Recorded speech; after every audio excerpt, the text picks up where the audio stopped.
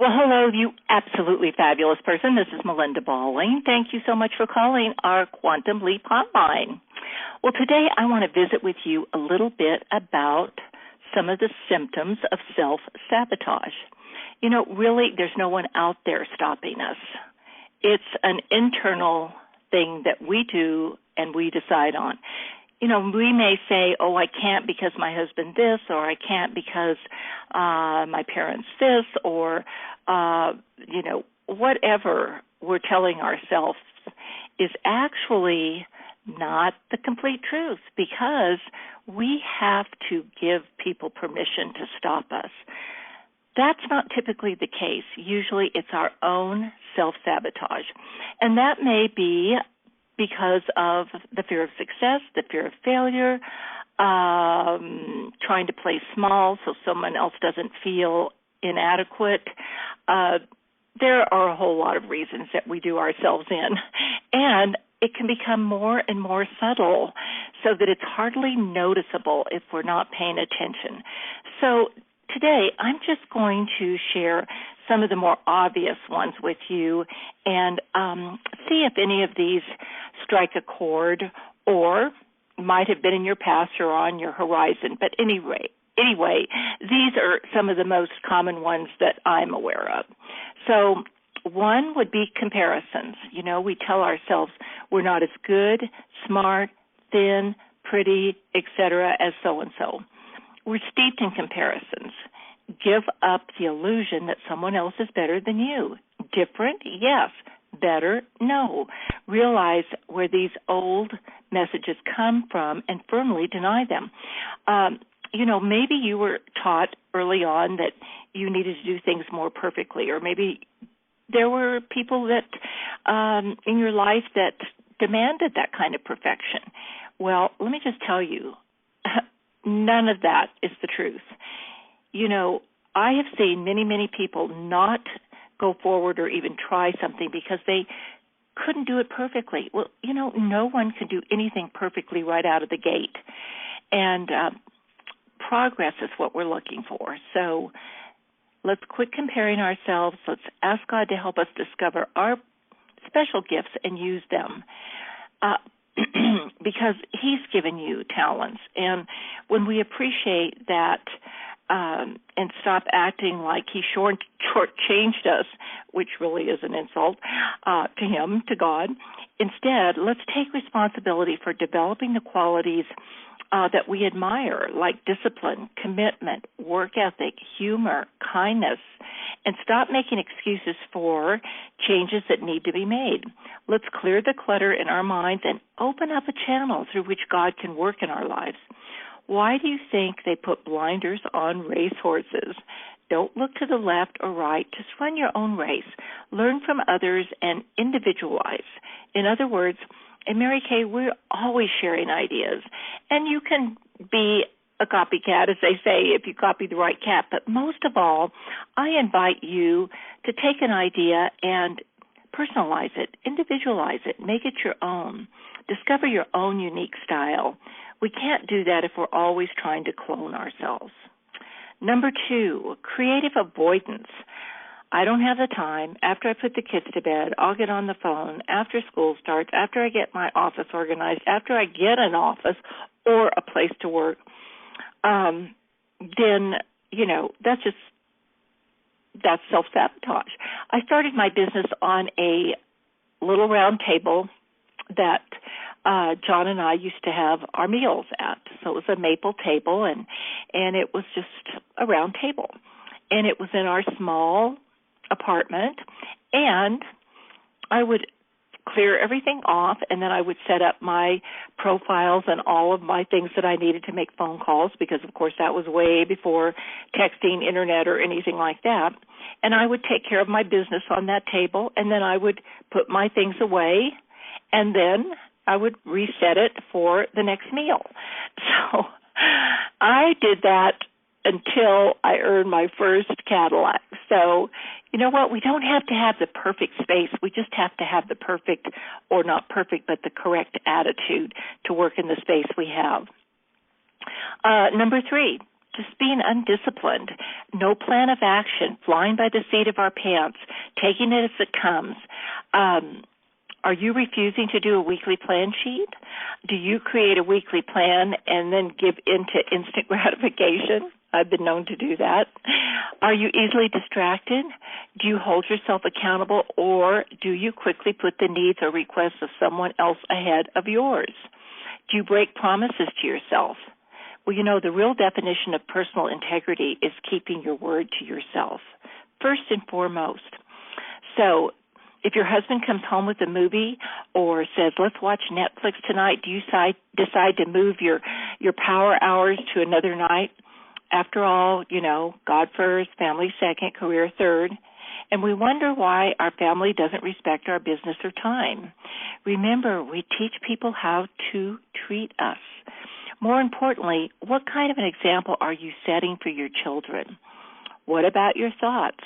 Do you let them run rampant like undisciplined children, or do you train your thoughts to focus on positive, uplifting, abundant thinking?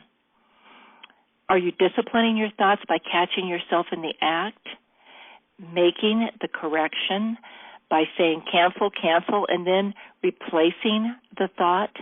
Okay, so that's very important because we can't be any more disciplined than our mind allows us to be, because our mind is where that discipline starts. Okay, the next one, number 4, is perfectionism, and I kind of touched on this before. As soon as I can say or do it perfectly, I'll do whatever. In the meantime, I'll go to another workshop, read another book, listen to another CD, then I'll have the confidence to try. Perfectionism leaves no room for trial and error and self-improvement. So give yourself permission to forget about the outcome and focus on purposeful activity. And when I say purposeful activity, that means keeping first things first, not just being busy, not just filling up our time to feel like we are being productive, but purposeful activity that is going to have an end result. Okay, next, the blame game, number 5. When you blame something outside of yourself for the circumstances you're experiencing, you give control of your life to that other phenomenon. Drop the fault-finding tendency. Our decision to be responsible for the life we are creating will overtake our habit of assigning blame. And then there's always the evil twins, what I call the evil twins, fear and doubt. There's an old saying, fear knocked at the door and faith answered, and no one was there. Fear stems from doubt that we have, mostly about ourselves and our divinity. Doubt is rooted in fear, whether it is fear of failing, fear of disapproval, fear of suffering, or fear of success. Let's get rid of it. I love this saying from the Course in Miracles. If you knew who walks beside you on the way that you have chosen, fear would be impossible. That's right, my friends. I always say God has my back, and you know what? That is exactly the way I live my life. And it's so comforting, but it is also so true. So keep in mind that doubt and fear are produced by our ego, and they are not a part of our higher spiritual self. Remember whose strength you're calling on. Your Creator, the one source of all good. Be honest with yourself. Is your self-doubt an excuse for changing? Something to think about, because change can be difficult. We've had to have a lot of it the last year or so. So ask yourself, am I doubting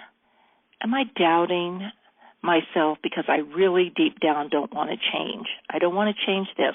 I don't want to stretch outside my comfort zone. Comfort and growth don't live in the same room. They just don't. So let's make the changes that we need to make to get to that level of accomplishment, success, or fulfillment that we want. And last but not least, and this is big, giving our power to the dream stealers. In his book, Follow Your Direction, Bill Cantrell says discouraging comments like, you always start something and never finish, or I like you just the way you are, don't change, what are you trying to prove, is the way dream stealers keep us in our box. Generally, this is more for their comfort than ours. He also says to decide right now to write down your dreams. Read them aloud at least 3 times a day. Share them only with your mentor, coach, or someone who's committed to helping you move towards your desired outcome. Remember, your desired outcome or dream has to be so strong that all of these self-sabotaging techniques don't stand a chance. So, if you haven't found your why, to be the very best that you can be, I want you to start acting like a little detective and asking yourself those questions. What's important to me? What would make me feel like I was really using my God-given gifts? What do I think my talents are? How can I be of service? There are so many really amazing questions that we can ask ourselves to get down to that authentic person that we were created to be. Okay, so what I want to say is be on the lookout for self-sabotage.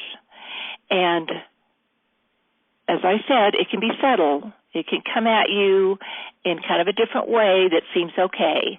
But if it's stopping you, meaning you're using it to stop yourself, then be honest and take a look at it. Go a little bit deeper and ask yourself, why am I hesitating? And usually all you have to do is say, what am I afraid of? And the answer will bubble up. But remember, your faith in God's goodness and His perfect plan for your life can overcome all of that. All right, well, it's a beautiful weekend, and they've lifted the limits on our fabulous summer products, so, get on board, pre-sale, do whatever to get as many of those fabulous products on your shelf as possible, because you know what? They are going to sell out. But the limits have been lifted now that the early ordering is over, so everybody can order this weekend, so I encourage you to take advantage of that. All right, so I think I have shared this declaration with you before. I'm not sure. I have it in my notebook, but I didn't make a notation. But it's so good, I just want to share it again today. And as usual, I'd like to read it to you in the first person so that if you choose to, you can internalize these words and make them your own. Today, I give myself permission to feel wonderful. Right now, this minute, I grant myself permission to feel happier, stronger, and freer than I've ever felt before. There is no one else who can give me permission to feel good. I do not need to turn to family, friends, or acquaintances for approval of my well-being. All the approval I need exists within me. Today, I am ready and willing to enter into experiences and activity that will bring about my happiness. No longer will I deprive myself of opportunities to feel good. I resolve not to let old belief patterns argue against what I am striving to do. There are no critical thoughts in my consciousness. I have a green light to explore all the joy I deserve to have. And so you do, dear friends. Well, my affirmation for you today is today and every day, I grant myself permission to feel wonderful. Again, today and every day, I grant myself permission to feel wonderful. Once more, today and every day, I grant myself permission to feel wonderful. All right. Well, thanks again for calling. Have a blessed weekend. God bless you, and goodbye for now.